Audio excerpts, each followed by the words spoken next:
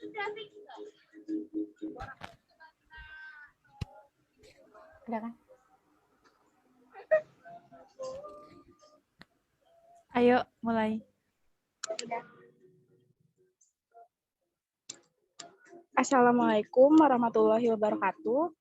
Kami dari kelompok 1 akan menjelaskan mengenai jenis polutan udara yang akan dipresentasikan oleh saya sendiri dengan NIM 9, kemudian Adia Wafa dengan NIM 18, dan rekan saya Tiara Zahran dengan NIM 21, dan yang terakhir ada rekan saya Jonathan dengan NIM 40.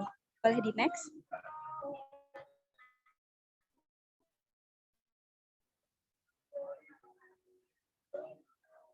Pertama yaitu kami akan membahas jenis polutan udara mengenai nitrogen monoksida atau nitrogen oksida, yang dimana nitrogen ini dapat dibagi menjadi dua, yaitu nitrogen monoksida dan nitrogen dioksida. Terlihat pada gambar yaitu mengenai molekul pada nitrogen oksida.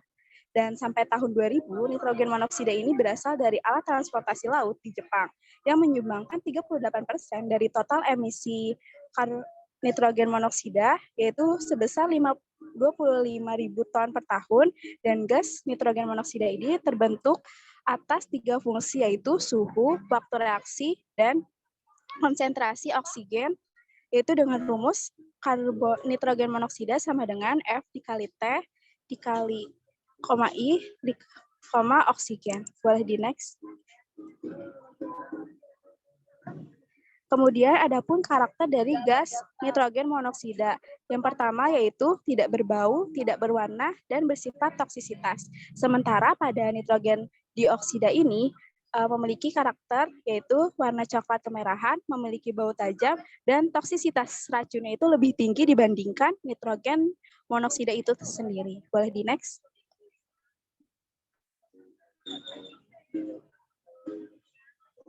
Selanjutnya ada pun karakteristik dari gas nitrogen monoksida lainnya, yaitu dapat merujuk pada senyawa biner oksigen dan nitrogen atas campuran senyawa-senyawa berikut. Yaitu salah satunya akan saya bacakan mengenai di nitrogen tetrosida, yaitu N2O4, nitrogen golongan 4, yaitu oksida. Yang dimana pada N2O3 ini dan N2O4 dan N2O5 semua terurai dengan cepat pada suhu kamar. Kemudian NO3, N4O, dan NNO23 sangat reaktif. Kemudian N2O juga stabil dan agak reaktif pada suhu kamar. Kemudian nitrogen monoksida dan nitrogen dioksida ini cukup relatif, tapi tetap cukup stabil ketika terisolasi. Boleh di next. Kemudian ada pun karakteristik lain dari gas nitrogen monoksida ini, terutama dari sifat fisika dan sifat kimia unsur nitrogen tersebut, yaitu pada massa akto relatif itu sebesar 14.067, kemudian nomor atomnya ada 7, konfigurasi elektronnya 2s2, s2p3.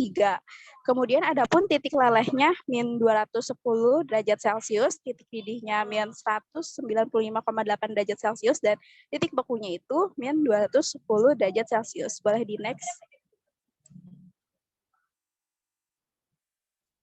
Adapun sumber polutan dari nitrogen monoksida itu sendiri, yaitu pada tabel, yaitu sumber utama nitrogen oksidanya adalah pembakaran. Kemudian pembakaran disebabkan oleh kendaraan dan adanya produksi energi serta pengelolaan sampah. Boleh di next.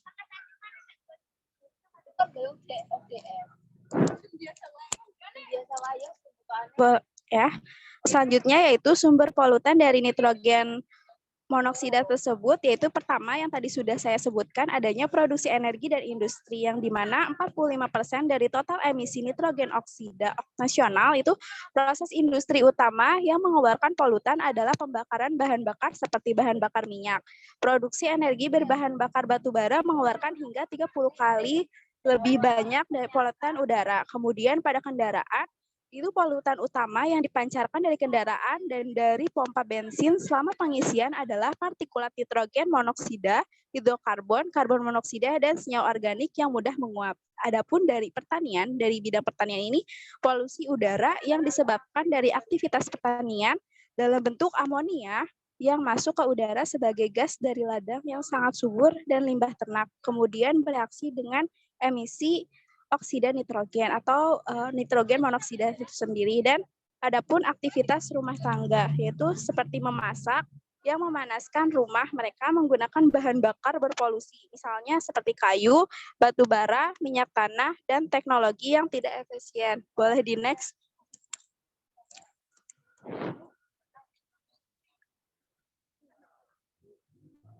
Kemudian, adapun sumber polutan nitrogen monoksida lain, dari pencatatan yang dilakukan, didapatkan konsentrasi nitrogen monoksida di daerah perkotaan biasanya 10-100 kali lebih tinggi dari konsentrasi yang ada di daerah pedesaan. Beberapa pencatatan tentang konsentrasi puncak keseluruhan nitrogen monoksida dilaporkan di Los Angeles mencapai 3,75 ppm, dan nearby Burbank itu 2 ppm, dan New Orleans itu 0,63 ppm, dan di Phoenix itu mencapai 0,8 ppm. Dan konsentrasi maksimumnya biasanya terjadi pada musim dingin, kecepatan angin rendah, dan berkurangnya sinar matahari, yaitu solar radiation. Boleh di next.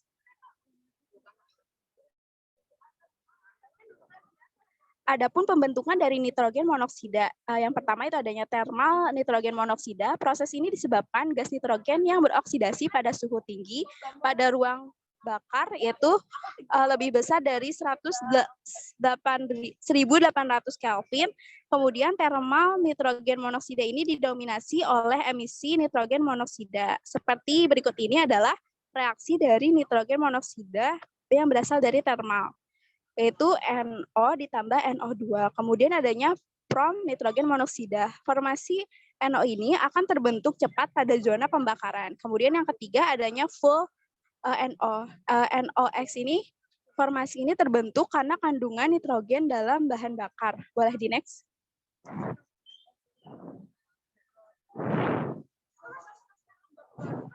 Kemudian adanya pembentukan lain, yaitu pembentukan nitrogen monoksida dan nitrogen dioksida mencakup reaksi ethers nitrogen dan oksigen di udara sehingga membentuk nitrogen monoksida. Kemudian reaksi selanjutnya antara nitrogen monoksida dengan lebih banyak oksigen membentuk nitrogen monoksida. Berikut ini adalah persamaan reaksinya adalah sebagai berikut. Dan dalam proses pembakaran, suhu yang digunakan biasanya mencapai 1210 sampai 1765 derajat Celcius dengan adanya udara. Oleh karena itu, reaksi ini merupakan sumber nitrogen monoksida yang penting. Jadi reaksi pembentukan nitrogen monoksida merupakan hasil samping dalam proses pembakaran. Semakin tinggi suhu pembakaran, semakin tinggi pula konsentrasi nitrogen monoksida pada keadaan equilibrium. Boleh di next.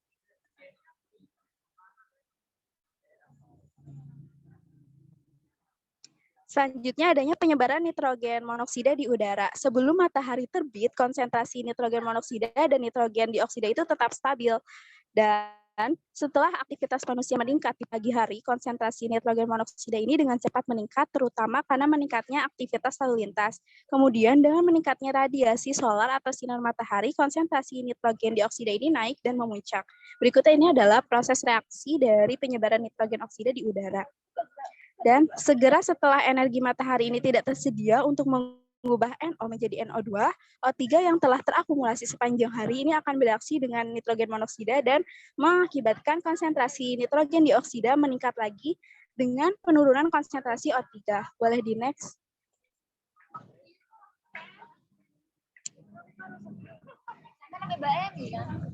Kemudian adapun toksisitas NO terhadap manusia, boleh bisa dijelaskan oleh Saudari Tiara, dipersilakan. Baik, terima kasih atas kesempatannya. Selanjutnya saya akan menjelaskan mengenai toksisitas NO terhadap manusia.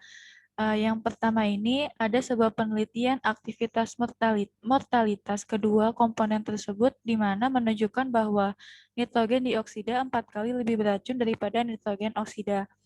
Selanjutnya yang kedua ini nitrogen oksida adalah sebuah gas yang toksis bagi manusia di mana memiliki efek yang dapat terjadi dengan tergantung pada dosis serta lamanya pemaparan yang diterima oleh seseorang. Dan yang ketiga yaitu dari penelitian yang dilakukan oleh Hebert dinyatakan dalam rumus C kali T sama dengan K, di mana C merupakan konsentrasi dan nitrogen monoksida, T sama dengan waktu pemaparan, dan K sama dengan konstanta. Next. Selanjutnya ada toksisitas nitrogen monoksida terhadap manusia. Konsentrasi nitrogen dioksida yang berkisar antara 50 sampai 100 ppm dapat menyebabkan peradangan paru-paru bila manusia terpapar selama beberapa menit saja. Lalu konsentrasi lebih dari 150 sampai 200 ppm dapat menyebabkan penempatan bronkili dan disebut bronkilitis fibrosis obliterans. Manusia dapat meninggal dalam waktu 3 sampai 5 minggu setelah pemaparan. Yang ketiga, di mana konsentrasinya lebih dari 500 ppm dapat mematikan dalam waktu 2 sampai 10 hari. Hal ini sering dialami petani yang memasuki gudang makanan ternak atau silo, di mana terjadi akumulasi gas NO2. Oleh karenanya, penyakit paru-paru ini dikenal sebagai silo-filler disease. Next. Toksisitas NO terhadap hewan. Yang pertama ini, hewan yang terpapar nitrogen monoksida dengan dosis yang sangat tinggi akan memperlihatkan gejala paralisis sistem syaraf dan konvulsi. Yang kedua ini, tikus dengan konsentrasi 0,5 ppm nitrogen dioksida selama 4 jam atau 1 ppm selama 1 jam cukup untuk menghasilkan perubahan jaringan dalam paru-paru. Yang ketiga ini, pemaparan pada kera keras selama 2 jam pada 10 sampai 50 ppm nitrogen dioksida akan menghasilkan luka primer dalam alveoli. Dan yang keempat ini, pemaparan kronis dari konsentrasi nitrogen dioksida akan menghasilkan edema paru-paru, di mana konsentrasi yang lebih besar dari 800% ppm atau lebih mengakibatkan kematian 100% pada hewan. Next. Lalu ada toksisitas NO terhadap tumbuhan. Yang pertama, adanya NO di atmosfer akan mengakibatkan kerusakan tanaman. Yang kedua, fumigasi tanam-tanaman dengan NO menunjukkan terjadinya bintik-bintik pada daun jika digunakan konsentrasi 1,0 ppm. Dan yang ketiga, konsentrasi yang lebih tinggi antara 3,5 ppm atau lebih dapat mengakibatkan terjadinya nekrosis atau kerusakan tenunan daun. Next. Selanjutnya yaitu reaksi-reaksi siklus fotolitik nitrogen monoksida. Yang pertama di sini NO mengabsorpsi energi dalam bentuk sinar ultraviolet dan matahari. Yang kedua, energi yang diabsorpsi tersebut akan dipecah molekul-molekul NO menjadi molekul-molekul NU dan juga atom-atom oksigen atau O, di mana atom oksigen yang terbentuk itu bersifat sangat reaktif. Yang ketiga ini, atom-atom oksigen akan bereaksi dengan oksigen atmosfer atau O2 membentuk ozon atau O3 yang merupakan polutan atmosfer. Yang keempat, ozon akan bereaksi dengan NO membentuk NO2 dan O2 sehingga reaksi menjadi lengkap. Next. Selanjutnya ada reaksi-reaksi siklus fotolitik nitrogen dioksida atau fotokimia, di mana awalnya ini radikal bebas bereaksi cepat dengan nitrogen monoksida membentuk nitrogen dioksida. Karena nitrogen monoksida ini dihilangkan dari siklus tersebut, maka akan mengakibatkan mekanisme normal untuk menghilangkan O3 dan siklus itu tidak dapat terjadi, sehingga konsentrasi O3 akan meningkat. Lalu radikal bebas dapat bereaksi dengan O2 dan nitrogen dioksida membentuk peroksihasil nitrat. Dan yang ketiga, radikal bebas yang dapat bereaksi dengan hidrokarbon lainnya dan komponen oksigen membentuk komponen-komponen organik lainnya yang tidak diinginkan. Lalu yang keempat itu campuran produk-produk sebagai akibat gangguan hidrokarbon di dalam siklus fotolitik. Nitrogen dioksida disebut dengan smog fotokimia. Next. Lalu yang kedua ada sulfur oksida. Gas sulfur oksida atau sering ditulis dengan SOX, di mana mekanisme pembentukan SOX dapat dituliskan dalam dua tahap reaksi sebagai berikut, yaitu ketika S bereaksi dengan oksigen akan menghasilkan sulfur oksida, atau SO2, dan ketika 2 SO2 bereaksi dengan oksigen akan menghasilkan 2 SO3. Nah, untuk sulfur oksida ini dibagi menjadi dua macam, yaitu ada sulfur dioksida atau SO2 dan ada sulfur trioksida atau SO3. Nah, pembakaran bahan-bahan yang mengandung sulfur ini akan menghasilkan kedua bentuk sulfur oksida.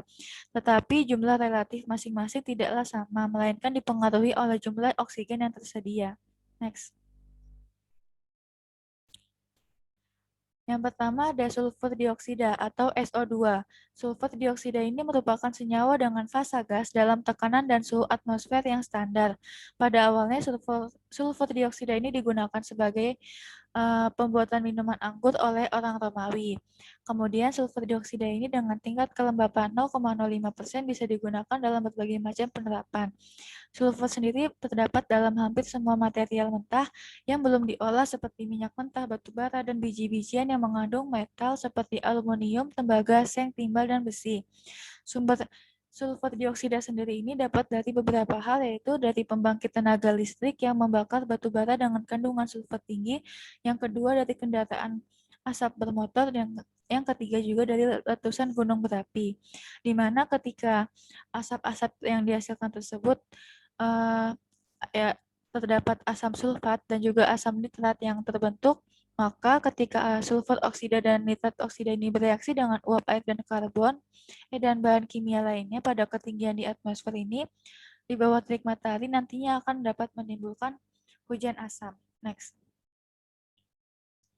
Untuk karakteristik dari sulfur dioksida yang pertama yaitu sebuah gas yang memiliki sifat kimia berupa sangat mudah terlarut dalam air di antara 10,5 gram per 100 cm kubik di suhu 293 derajat Kelvin. Sifat fisikanya yaitu memiliki bau dan tidak berwarna, terdeteksi melalui rasa pada konsentrasi 0,3 sampai dengan 1 ppm dan dapat berpindah dan terdeposisi jauh dari sumbernya. Untuk baku mutu alamiah sendiri dari sulfur dioksida antara 0,003 sampai 0,02 ppm. Dan untuk baku mutu menurut PP nomor 41 tahun 1999 ada sebuah waktu pengukuran di mana 1 jam akan memiliki baku mutu sebesar 900 mikrogram per nanometer kubik. Untuk waktu 24 jam, baku mutunya 365 mikrogram per nanometer kubik, dan untuk 1 tahun itu baku mutunya sebesar 60 mikrogram per nanometer kubik. Next. Lalu yang kedua ini ada sulfur trioksida atau SO3, di mana biasanya diproduksi dalam jumlah kecil selama pembakaran.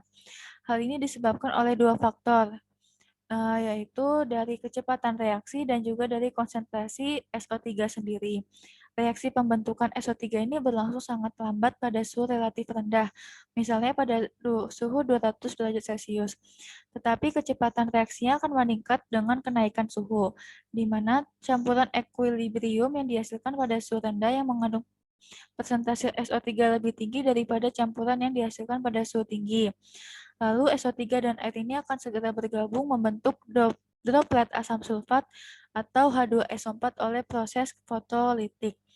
Lalu jumlah SO2 ini yang teroksidasi menjadi SO3 dipengaruhi oleh beberapa faktor, yaitu yang pertama jumlah air yang tersedia, yang kedua intensitas, dan yang ketiga waktu dan distribusi spektrum sinar matahari. Next. Lalu ada karakteristik dari sulfur dioksida atau SO3, di mana memiliki sifat fisika dan juga sifat kimia. Yang pertama, untuk sifat fisikanya sendiri memiliki berat molekul 80,06 gram per mol, lalu yang kedua itu titik lelahnya 3,57 derajat Celcius, untuk yang ketiga mempunyai titik didih 16,86 derajat Celcius, yang keempat densitas standarnya yaitu 44,8 kg per meter kubik, dan yang kelima panas penguapan pada titik didih yaitu 528 Joule per gram. Yang keenam, 4 struktur molekuler sederhana atau struktur fosfor dan sulfur bermacam-macam tergantung pada jenis fosfor yang sedang dibicarakan. Dan yang ketujuh yaitu sulfur trioksida ini merupakan sebuah komponen yang tidak reaktif. Untuk sifat kimianya yaitu dengan air dapat membentuk asam kuat dengan reaksi SO3 plus H2O akan menghasilkan H2SO4. Lalu yang kedua dengan udara lembab, sulfur dioksida akan membentuk uap putih yang tebal dengan bau yang sangat menyengat. Dan untuk energi ionisasinya itu pada fosfor ke sulfur ini suatu yang lebih harus mengimbangi pengaruh proton yang lebih banyak, di mana ada pemeriksaan yang sama pada fosfor dan sulfur dari elektron yang lebih dalam pada beberapa tingkat dari elektron 3s dan elektron itu akan dilepaskan berasal dari orbital yang sama. Next. Selanjutnya akan dijelaskan oleh Saudara Adia. Terima kasih. Baik, terima kasih. Untuk yang selanjutnya ini mengenai sumber polutan CO. CO ini ada dibagi dua, yaitu yang pertama ada karbon monoksida dan yang kedua ada karbon dioksida. Untuk sumber polutan yang pertama ada karbon monoksida. Yang pertama, pada dasarnya karbon monoksida ini sudah ada sejak lama di atmosfer bumi dikarenakan aktivitas gunung berapi. Yang kedua, sumber utamanya disebabkan karena proses pembakaran bahan bakar. Dan yang ketiga, gas karbon monoksida ini timbul akibat dari proses pembakaran yang tidak sempurna. Proses pembakaran tidak sempurna ini dapat terjadi pada mesin kendaraan seperti mobil, sepeda motor, mesin industri, kereta api, dan lain-lain. Kemudian sumber polutan karbon monoksida yang lain yang pertama adalah dari pembakaran bahan bakar fosil dengan udara dengan reaksi 2C tambah O2 menjadi 2CO. Yang kedua, pada suhu tinggi terjadi reaksi antara CO2 dengan C. Dengan reaksinya CO2 ditambah C menjadi 2CO. Dan yang ketiga, pada suhu tinggi CO2 dapat terurai kembali menjadi CO dan oksigen. Dengan reaksinya CO2 yang berubah menjadi CO dan oksigen. Kemudian karakteristik CO di udara ini tidak berbau, tidak berasa, dan tidak stabil. Bisa dilihat pada gambar ada siklus CO. Kemudian sumber polutan karbon dioksida. Karbon dioksida ini dihasilkan oleh semua hewan, tumbuh-tumbuhan, fungi, dan mikroorganisme pada proses respirasi dan digunakan oleh tumbuhan pada proses fotosintesis. Karbon dioksida juga dihasilkan dari hasil samping pembakaran bahan bakar fosil. Karbon dioksida anorganik dikeluarkan dari gunung berapi dan proses geotermal lainnya seperti pada mata air panas. Dan karbon dioksida ini dihasilkan dari reaksi pembakaran sempurna. Dengan reaksinya karbon ditambah oksigen menjadi karbon dioksida. Karakteristiknya yang pertama ini terdiri dari dua atom oksigen yang terikat secara kovalen dengan sebuah atom karbon. Karbon dioksida adalah gas rumah kaca yang penting karena ia menyerap gelombang inframerah dengan kuat. Yang ketiga, karbon dioksida adalah gas yang tidak berwarna dan tidak berbau. Dan yang keempat, ketika dihirup pada konsentrasi yang lebih tinggi dan konsentrasi karbon dioksida di atmosfer, terasa asam di mulut dan mengengat di hidung dan tenggorokan. Yang kelima, konsentrasi yang lebih besar dari 5.000 ppm tidak baik untuk kesehatan. Sedangkan konsentrasi lebih dari 50.000 ppm dapat membahayakan kehidupan hewan. Untuk ozon sendiri selanjutnya akan dijelaskan oleh Saudara Jonathan. Dipersilakan. Terima kasih. Yang selanjutnya yaitu pengertian ozon ataupun O3. Ozon terdiri dari 3 molekul oksigen dan amat berbahaya bagi kesehatan manusia. Secara alamiah, ozon dihasilkan melalui pencampuran cahaya ultraviolet dengan atmosfer bumi yang membentuk suatu lapisan ozon pada ketinggian 50 km. Boleh di next. Untuk dampak akibat penipisan ozon, yaitu ada lubang ozon disebabkan oleh penipisan lapisan ozon antara ketinggian tertentu seluruh Antartika pada musim semi. Pembentukan lubang tersebut terjadi setiap bulan September dan pulih ke keadaan normal pada lewat musim semi ataupun awal musim pada tahun bulan Oktober 1987, 89, 90, dan 91. Lubang ozon yang luas telah dilacak di seluruh Antartika dengan kenaikan 60%. Pengurangan ozon berbanding dengan permukaan lubang pra-ozon pada tahun 1991. Permukaan terendah atmosfer ozon yang pernah dicatat oleh seluruh Antartika. Boleh di next. Untuk kepentingan lapisan ozon dan sifat ozon. Yang pertama, kepentingan lapisan ozon. menangkal sinar ultraviolet dan mengurangi keberadaan gas beracun di udara. Ozon yang berada di atmosfer inilah yang melindungi bumi dari bahaya sinar ultraviolet matahari. Dan yang kedua, kepentingan lapisan ozon. Ozon dihasilkan apabila oksigen melindungi penyerapan sinar ultraviolet pada jarak gelombang 245 nanometer dan disingkirkan dengan fotosintesis dari sinar bagi jarak gelombang yang besar antara 290 nm.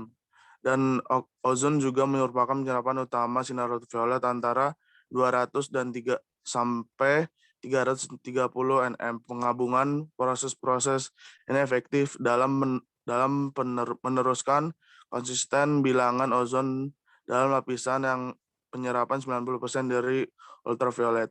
Dan yang selanjutnya yaitu sifat ozon. Yang pertama, sifat ozon amat mengkikis dan dipercaya sebagai bahan beracun dan bahan pencemar biasa. Ozon mempunyai bau yang tajam, menusuk hidung. Ozon juga terbentuk pada kadar rendah dalam udara akibat arus listrik seperti kilat dan juga tenaga tinggi seperti radius elektromagnetik.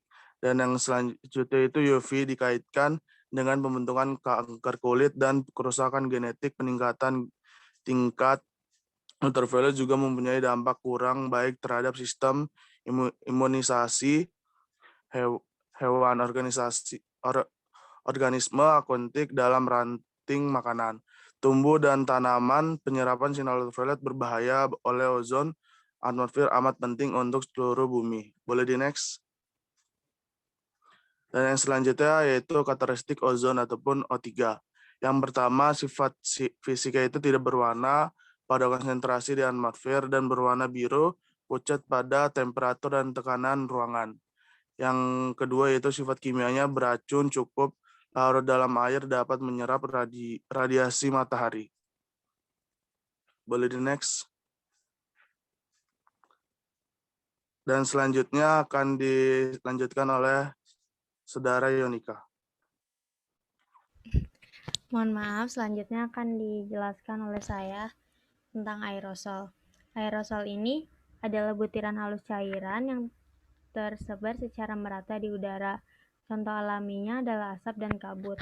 Sumber alami ini disebabkan oleh Gunung Merapi yang meletus dan bisa berasal dari debu daratan, garam laut, gunung berapi, dan produksi biogenik. Kemudian sumber aerosol dari aktivitas makhluk hidup ini berasal dari proses kimia, kegiatan industri, dan transportasi, serta pembakaran bahan bakar fosil. Kemudian aerosol ini diartikan sebagai sistem koloid dari partikel padat atau cair dalam gas dengan karakteristik yang pertama berwujud partikel dan gas pensuspensi. Yang kedua, gabungan fase cair dengan fase gas atau padat dari partikel polutan yang berukuran lebih kecil dari 2,5 mikrometer. Yang ketiga, terdiri dari dua bentuk, yaitu ada aerosol primer yang mengandung partikel yang diperkenalkan langsung ke gas, dan yang kedua, aerosol sekunder terbentuk melalui konversi gas ke partikel. Yang ketiga, mengenai VOC. Apa itu VOC? VOC merupakan volatile organic compound, adalah sekelompok bahan kimia berbasis karbon yang mudah menguap pada suhu kamar dan tekanan normal. Beberapa di antaranya bisa kita cium baunya, seperti membayangkan bau mobil baru, dan beberapa yang lain tidak bisa dikenali. Berbau atau tidaknya VOC ini menunjukkan seberapa besar bahayanya jika terhirup. Puluhan jenis VOC ini bisa berasal dari satu produk saja. Banyak penelitian menemukan bahwa pada satu waktu kemungkinan ada 50 hingga ratusan VOC yang berbeda berada dalam ruangan. Senyawa VOC sendiri ada bermacam-macam dan sebagian besar adalah zat kimia yang beracun. Yang kedua, sumber polutan VOC ini yang pertama dari bahan bakar kendaraan. Menurut EPAS, sekitar 75% emisi VOC ini berasal dari bensin kendaraan yang menguap atau tumpah sebelum pembakaran. Yang kedua, dari asap kendaraan dan asap kebakaran lahan hutan. Yang ketiga, asap pabrik yang menggunakan bahan dasar minyak dan batu bara, misalnya seperti industri pertambangan. Dan yang keempat, dari produk kimia. Pestisida, cat berbahan dasar minyak, produk pembersih konvensional, dan minyak wangi merupakan salah satu contohnya. Mengapa produk rumah lebih berpengaruh signifikan terhadap kualitas udara? Salah satu penulis dalam studi tersebut yang juga seorang ahli atmosfer, Jessica Gilman, mengatakan bahwa hal itu bisa terjadi karena kita memiliki sikap yang berbeda dalam memperlakukan kedua jenis polutan tersebut. Seumur hidup kita, penggunaan bahan bakar memang jauh lebih banyak daripada parfum, tetapi bahan bakar disimpan dan digunakan dengan cara yang sangat berbeda. Kemudian ini misalnya bensin yang disimpan dalam wadah yang tertutup dan nyaris kedap udara, dan VOC ini dalam bensin ikut terbakar menjadi energi, tetapi VOC sendiri yang terdapat dalam produk pembersih maupun produk perawatan pribadi secara harfiah memang dirancang untuk menguap. Jika memakai parfum atau menggunakan produk berbau harum, supaya orang di sekitar kita bisa menikmati aromanya, dan kita tidak melakukan ini terhadap bensin. Kemudian Just the Go merincinya lebih lanjut dengan kutipan untuk setiap kilogram bahan bakar yang dibakar hanya sekitar 1 gram yang terbuang di udara. Padahal dalam produk kebersihan rumah tangga dan produk perawatan pribadi, beberapa senyawa hampir semuanya menguap. Sebagian besar produk tersebut tidak diatur dengan regulasi yang jelas mengenai kandungan VOC yang terdapat di dalamnya. Jumlah VOC yang berasal dari penggunaan produk domestik mulai menggusur VOC yang berasal dari kendaraan bermotor dan industri.